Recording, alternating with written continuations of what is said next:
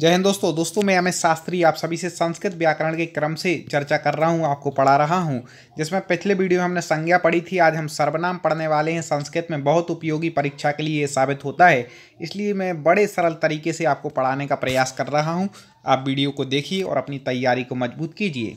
सर्वनाम किसे कहते हैं? तो जैसे हिंदी में आपने पढ़ा होगा वैसे ही संस्कृत में है कि जो संज्ञा के स्थान पर प्रयुक्त होते हैं उन्हें सर्वनाम कहते हैं। कई दोस्तों बोले सर आपसे जुड़ना है, कुछ नहीं करें, आप रेड कलर पर सब्सक्राइब दिया उसको क्लिक करके बेल आइकन को दबा करके नोटिफिकेशन ऑन कर लें। इसके बाद जो हमारा अन्य जो वीडियो आएंगे, चाहे वाच्य के हों, चाहे विशेषण के हों, संस्कृत में चाहे लकार इत्यादि के हों, सारे वीडियो आप तक मिलते रहेंगे। और बहुत सारे वीडियो हमारी प्लेलिस्ट पे है, संधि समास आदि के आप देख सकते हैं। तो सर्वनाम कहते हैं जो संज्ञा के स्थान पर प्रयुक्त होते हैं। सर्वनाम शब्द दो शब्दों से मिलकर के बना है। सर्व प्लस नाम से मिलकर के बना है। सर्व का अर्थ है सब या सभी और नाम का अर्थ है संज्ञा। मतलब इस प्रकार के वे शब्द जो सभी संज्ञाओं के बदले, संज्ञा के बदले जहाँ पर संज्ञा प्रयोग होनी थी, वस्तु का नाम प्रयोग होना था, वहाँ पर सर्वनाम प्रयोग हो जाते हैं। कैसे होते हैं वो आगे उदाहरण से समझेंगे। तो पूर्वापर संबंध के साथ प्रयुक्त होते हैं। पूर्वापर संबंध क्या कहलाता है वो अब इसको अपन समझते हैं। तो देखो उदाहरण में समझो पहले, फिर हम आपको समझा रहे हैं। रामः दशरथ पुत्रा आसीत, मतलब राम दशरथ का पुत्र था या थे, सम्मानीय व्यक्ति हैं, राम दशरथ के पुत्र थे। सा महान योगीश्वर आसीत, और वह महान योगीश्वर थे। अब यहाँ पर कह दिया कि राम दशरथ के पुत्र थे, फिर अगली बार सह मतलब वह। यहाँ पर राम क्यों नहीं कहा गया? राम की चर्चा चल रही, लेकिन क्या कह दिया? सह। तो ये पूर्वापर संबंध हो गया कि भाई पूर्व में यहाँ पर चूंकि कथन कर चुके हैं कि राम की बात चल रही है, तो केवल हम सर्वनाम सह का प्रयोग कर देंगे अपर में, तो ये पूर्वापर संबंध हो जाएगा कि आप इस सह से लगा लें कि यहाँ राम की ही बात हो रही है। इसको कहते हैं पूर्वापर संबंध। फिर से देखें, राम दशरथ के पुत्र से सह मतलब कौन? वह राम। यहाँ पर संज्ञा के स्थान पर राम का प्रयोग होना था और राम महान योगीश्वर थे ऐसा होना था, लेकिन सह सर्वनाम प्रयोग कर दिया। आगे इसके भेदों पर भी चर्चा करेंगे। इस उदाहरण में दूसरे वाक्य में राम के लिए सह प्रयुक्त हुआ, ठीक है, और पूर्वापर संबंध के साथ इसका प्रयोग हुआ है। सह राम से संबंधित है जिसका पहले उल्लेख किया गया, ठीक है। तो पूर्वापर शब्द का क्या हो गया? पूर्व प्लस अपर से मिलकर के बना है। पूर्व का अर्थ होता है पहले, तो पहले ये हो गया, और अपर का अर्थ होता है बाद में, तो ये हो गया। इस प्रकार से हम इसके भेदों पर चर्चा करते हैं। दोस्तों यदि आप इसी तरह संस्कृत व्याकरण को पढ़ना चाहते हैं तो मेरा निवेदन होगा, वीडियो को लाइक जरूर करें। चैनल को सब्सक्राइब करके आप जुड़ गए, बहुत अच्छी बात है, लेकिन एक बार लाइक जरूर कर दें। और देखते हैं सर्वनाम के निम्नांकित भेद हैं, कौन कौन से हैं। पहला है पुरुषवाचक, इनके बारे में एक एक का पढ़ेंगे उदाहरण सहित। फिर दर्शक सर्वनाम, कैसे प्रश्न बनेंगे वो भी बताएंगे। निजवाचक, संबंधवाचक, प्रश्नवाचक, निश्चयवाचक और अनिश्चयवाचक। संस्कृत में सर्वनाम के भेद पूछ ले, कितने बताना है आपको? 7। पहला देखें, पुरुषवाचक सर्वनाम क्या है। जैसा कि शब्द से ही आपको प्रयुक्त हो रहा है कि पुरुषवाचक सर्वनाम उसे कहते हैं जिस सर्वनाम के द्वारा वक्ता, श्रोता और अन्य, मतलब जिस संबंध में बातचीत हो रही हो का बोध हो, या तो वक्ता का बोध हो या श्रोता का हो, या फिर जिस संबंध में बातचीत हो रही उसका बोध हो, पुरुषवाचक सर्वनाम है। जैसे देखें, अस्मद, युष्मद और तद पुरुषवाचक सर्वनाम हैं, जिनके रूप क्रमशः उत्तम, मध्यम पुरुष और अन्य पुरुष में प्रयुक्त होते हैं। उत्तम पुरुष आप जानते हैं, अहम, आवाम, वयम। मध्यम पुरुष त्वम, युवा, युवम। अन्य पुरुष सह, तौते, या प्रथम पुरुष भी जिसको कहते हैं। तो इस प्रकार से आप समझते हैं। तो वक्ता का, श्रोता का या अन्य का, इस प्रकार से। अब इसके उदाहरण हम देख लें तो आपको और क्लियर हो जाएगा। पहला उदाहरण है, अहम आपणम गच्छामि, ठीक है। गच्छामि मतलब अहम मतलब मैं, आपणम मतलब होता है बाजार को, गच्छामि मतलब जाता हूँ, मैं बाजार जाता हूँ। तो यहाँ पर अहम क्या हो गया? पुरुषवाचक सर्वनाम हो गया, ठीक है ना। अहम क्या हो गया? पुरुषवाचक सर्वनाम हो गया। वक्ता को कह रहा है, वक्ता कह रहा है कि मैं बाजार जाता हूँ, तो वक्ता की बात आई थी, श्रोता की आई थी। इस प्रकार से अपन ने पढ़ा था। आवाम, आवाम भी संज्ञा के स्थान पर प्रयुक्त होता है, या तो वो अपना स्वयं का नाम ले लेता, नहीं तो उसकी जगह उसने क्या कह दिया? अहम कह दिया। एक किस पुरुष में आ गया? अहम। अहम आ गया उत्तम पुरुष में, ठीक है, तो ये भी हो गया। आवाम मतलब हम दोनों, ठीक है ना। सातौते त्वम, युवाम, युम, अहम, आवाम, वयम पढ़ चुके। तो आवाम, ये सब आपने वीडियो ना देखे हो तो चैनल की प्लेलिस्ट है एक संस्कृत व्याकरण ट्रिक नाम से, उसमें दिए हैं, उनको पढ़ सकते हैं। आवाम मतलब हम दोनों। ग्रामम गच्छावः, मतलब हम दोनों ग्राम जाते हैं, गांव को जाते हैं। आवाम हो गया, ये आवाम यहाँ पर क्या है, पुरुषवाचक सर्वनाम है। वयम मतलब हम सब, उपवनम गच्छामः, गच्छामः आएगा वयम के साथ, तो हम सब उपवन मतलब वन को जाते हैं, ठीक है, जिसको आप लोग पार्क बोलते हैं। त्वम पुस्तकम पठ, तुम पुस्तक पढ़ो, ठीक है ना। त्वम यहाँ पर क्या है, सर्वनाम है, मध्यम पुरुष वाला सर्वनाम है, ठीक है ना। त्वम युवाम मतलब तुम दोनों, जलम पिबतम तुम दोनों जल पियो।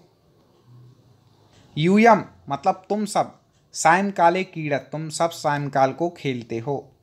सह गृहम आगच्छति, सह मतलब वह, यहाँ पर सर्वनाम है, जिस पर हम गोला लगाते जा रहे हैं वो सर्वनाम है। एक ग्रहम, ठीक है, ग्रहम यहाँ पर कर्म है, वो आगच्छति क्रिया है, तो तुम ग्रहम सह गृहम आगच्छति मतलब वह घर आता है। तौ विद्यालयम आगच्छतः तुम दोनों विद्यालय आते हो। सह वे दोनों, सॉरी तुम दोनों में नहीं आएगा, वे दोनों विद्यालय आते हैं। ते चिकित्सालयम आगच्छन्ति, वे सब चिकित्सालय आते हैं। इस प्रकार से पुरुषवाचक सर्वनाम हो गए, ठीक है ना। और अभी भेद पढ़ो है पांचों के, हम डिफरेंस भी बता देंगे कैसे पहचानना है, आसान है, कोई कठिन नहीं है, पढ़ें बस ध्यान से पूरा वीडियो। दर्शक सर्वनाम क्या है, ये आपने पहली बार सुना होगा, संस्कृत में है। जिस सर्वनाम का प्रयोग वस्तु स्थान आदि के दर्शाने, दर्शक मतलब दर्शाने के लिए किया जाता है, किसी वस्तु का स्थान आदि को दर्शाने के लिए किया जाए, उसे दर्शक सर्वनाम कहते हैं। जैसे एषः मम विद्यालयः, ऐसा मतलब होता है यह, ये दर्शक सर्वनाम है। क्यों, क्योंकि यहाँ पर किसी स्थान को, वस्तु को दर्शा रहे हैं ना, कि यह जो है मेरा विद्यालय है। इदम फलमस्ति, इदम मतलब यह, यहाँ ऐसा आया यह के लिए, यहाँ यदम आया, ऐसा क्यों, क्योंकि फल नपुंसकलिंग है, तो इदम भी नपुंसकलिंग आएगा, ये याद रखना, ठीक है।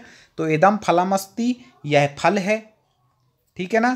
तो ये क्या, ये दर्शा रहे हैं कि भैया ये क्या है, ये फल है, इसलिए इसको क्या लिया गया, दर्शक सर्वनाम के अंतर्गत लिया गया, ठीक है ना। ऐसा, अब यहाँ ऐसा में बड़ा सा क्यों आया, क्योंकि लता की बात कर रहे हैं, लता स्त्रीलिंग है, ठीक है ना। तो ऐसा लता अस्ति, यह लता है। इस प्रकार से ये क्या हो गया, दर्शक सर्वनाम, जब यह दर्शाया जाए, ठीक है ना। इसमें ऐसा, इदम वाले, यम वाले ज़्यादा उदाहरण आते हैं, तो किसी वस्तु या स्थान आदि को दर्शाने के लिए, बताने के लिए यह वह हैं, इस प्रकार से कि यह मेरा विद्यालय है, यह फल है, यह लता है, इस प्रकार से जो चर्चा की जाएगी वो दर्शक सर्वनाम के अंतर्गत आ जाएगी। आप पुरुष भाषा का आसानी से समझ जाएंगे, दर्शक भी समझ जाएंगे। आगे बढ़ जाते हैं, पूरे पढ़ लें आप पहले सातों, फिर आपको अंदाजा हो जाएगा कौन क्या है। निजवाचक सर्वनाम देखें, निज का अर्थ होता है स्वयं, ठीक है ना।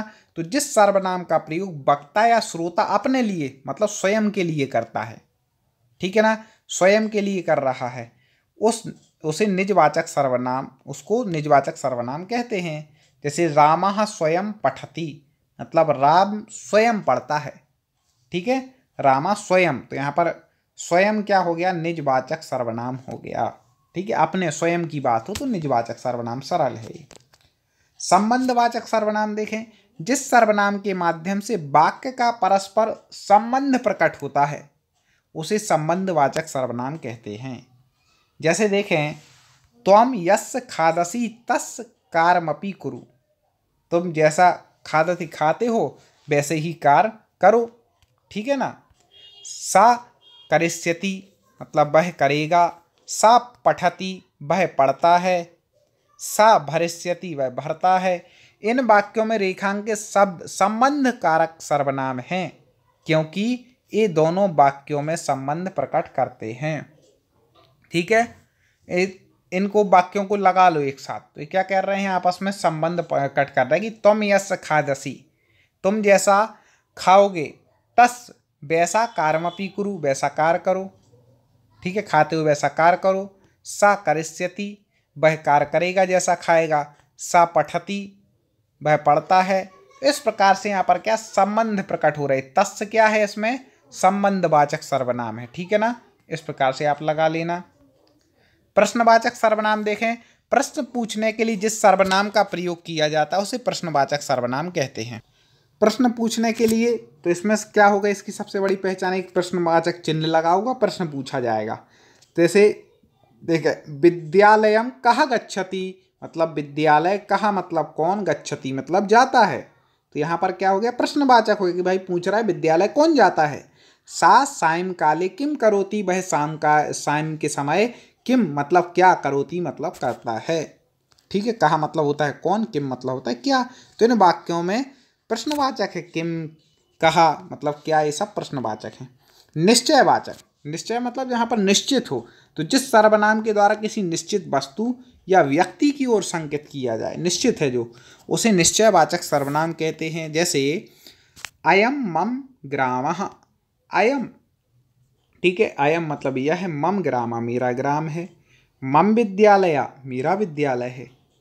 इन वाक्य में रेखांकित शब्द निश्चयवाचक सर्वनाम है, क्योंकि विद्यालय निश्चितता या निश्चय सूचक है कि मेरा ही विद्यालय है। ठीक है ना, यहाँ पर निश्चयता का सूचक है, इसलिए यहाँ पर क्या आ जाएगा, निश्चयवाचक सर्वनाम आ जाएगा।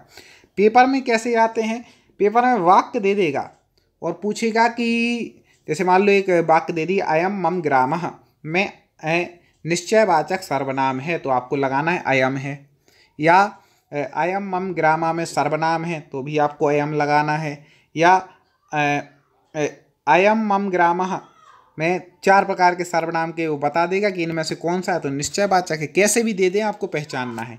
अनिश्चयवाचक मतलब जहाँ पर निश्चित नहीं हो, यहाँ पर फिक्स है कि भाई ये मेरा ग्राम है। ऐसे ही अनिश्चयवाचक सर्वनाम उसे कहते हैं जिस सर्वनाम के द्वारा किसी निश्चित वस्तु या व्यक्ति की ओर संकेत नहीं होता है। जैसे देखें यहाँ पर कह रहे हैं कि निश्चित वस्तु का बोध ना, जैसे कह रहे हैं विद्यालय कश्चित बालका पठति, मतलब विद्यालय में कश्चित में कोई बालक पढ़ते हैं। अब कोई निश्चय नहीं है कि भाई कौन है, कितने हैं, क्या हैं। सर्वेभ्यः ग्रामेभ्यः पुरुषा स्त्रियः च आगता, ठीक है ना, तो सर्वेभ्यः ग्रामेभ्यः मतलब सभी ग्रामों में पुरुष स्त्रियाँ आगता आती हैं। तो अब सर्वेभ्यः कितने गांव में, टोटल कितनी, यहाँ फिक्स संख्या नहीं है कि भाई सर्व में मतलब 100 भी आ सकते हैं, 1000 भी आ सकते हैं, 1 भी आ सकता है, 10 भी आ सकते हैं। तो यह निश्चित नहीं है, अनिश्चित है। तो इसमें कश्चित और सर्वेभ्यः ये अनिश्चयवाचक सर्वनाम हैं। ठीक है ना, कश्चित मतलब कितने, सर्वेभ्यः मतलब सभी। तो भाई यहाँ पर क्लियर नहीं है कि कितने हैं, तो निश्चय, और निश्चय में होता तो क्लियर हो जाता कि इतना ही है। इस प्रकार से यहाँ पर हो गया। अब एक बार हम सातों को सरल में देखते हैं। देखो ये भेद पड़े थे, पुरुषवाचक सर्वनाम सामान्य की वक्ता श्रोता इत्यादि का हो, अहम या तुम यूयम इनकी बात हो। दर्शक जहाँ पर दर्शाया जाए कि ये दम यम, इस प्रकार से। निजवाचक स्वयं की बात की जाए कि मैं स्वयं ऐसा करता हूँ। संबंधवाचक जहाँ पर संबंध बताया जाए, संबंध में षष्ठी विभक्ति होती है तो यहाँ तस् इत्यादि का प्रयोग हो। ठीक है ना। और प्रश्नवाचक सर्वनाम क्या होता है, जहाँ पर प्रश्न पूछा जाए, कहा, किम इत्यादि हो। निश्चयवाचक जहाँ पर निश्चित हो कि ऐसा, कि यह मेरे ही विद्यालय ही है, यह ऐसा ही है। अनिश्चयवाचक जहाँ पर कुछ निश्चित नहीं हो, कितने, ठीक है, कुछ, कोई, इस प्रकार से अनिश्चयवाचक सर्वनाम। तो इस प्रकार से होते हैं दोस्तों।